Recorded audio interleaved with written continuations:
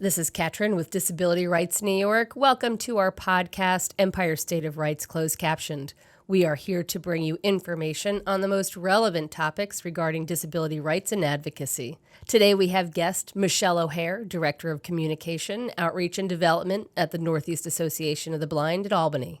She is here to discuss NABA's Traveling Art Show, its series, and working with our upcoming DRNY My Story video subject, Constance Avery. Connie premieres on YouTube on July 26th at 3 p.m., so make sure you tune in. Hi, Michele. How are you doing today? Good, Katrin. How are you? Good. Thank you so much for joining us today. Can you start by telling us about some of the services that NABA provides to the public? Sure. NABA assists individuals who are blind or visually impaired in 14 counties in New York State to achieve independence and growth. This is accomplished by providing services and support that are responsive and flexible to each person's unique needs. So we actually cover everything from birth to our oldest client that we're seeing right now is 108 years old. So anything to deal with vision, mobility, life skills, social work, you name it, we do it. We do kids site screening for children in 9 counties right now. We screened 6,055 children last year. Out of those 6,055 children, 1,014 actually had needed glasses or they had a serious vision impairment, and we would refer them to an ophthalmologist to take care of that.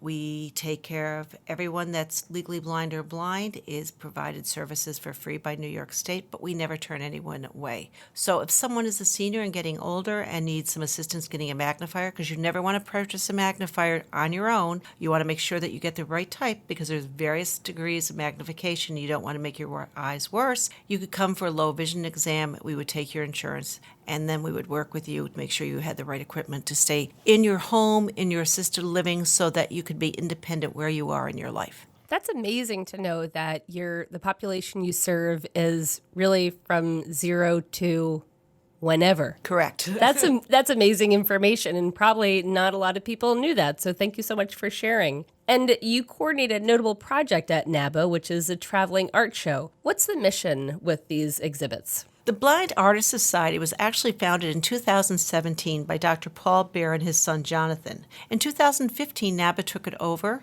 and the society is an international society of group of artists who provide the means for the blind and visually impaired artists to gain exposure of their work on an online and gallery settings. So it was put together so that people that have been jurred, we've had people that have art exhibits that have been on Park Avenue, all the way down to a nun who was over 90 years old yesterday who just joined our society. So we've had people from not just New York State, but from Brazil, from England, join our society. We put the information online, and then we try to get galleries to support this.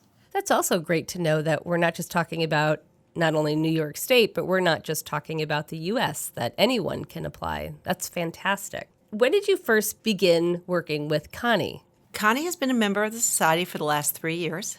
She is very vibrant, she has beautiful work, and she's a very creative artist. And how does Connie's artwork, as well as the other submissions by people with disabilities, impact the public? I think that many people assumed if you're visually impaired or blind, well, you can't paint because you're visually impaired or blind. We have an individual from San Francisco who took a piece of string and had someone take that piece of string and put it across a canvas. It was at our show at Albany Institute 10 years ago, and he painted the Golden Gate Bridge. It was absolutely phenomenal with the colors and the bridge outline. He's been blind since birth. Many of our artists have various degrees of sight. Because of that, there's different forms and function that they do. So they can be painters, they can be sculptors, they can make jewelry, anything that you can imagine that's in the art world, we accept that. Now, where is the traveling art show currently being exhibited? As of today, the currently art show is being exhibited at NABA, also at Central Association for the Blind in Utica, New York. The show does have a show in November at the Strand in Plattsburgh, and it will be followed by another show in Utica at the Utica Public Library. And for the people in our audience who are interested in submitting artwork to NABA's Traveling Art Show, how do they do that? And when are submissions accepted? Submissions are accepted any day of the week, any hour of the day. I answer emails at various hours. So you could either call me at NABA at 518-463-1211, extension 241, or you could email me at mohare@naba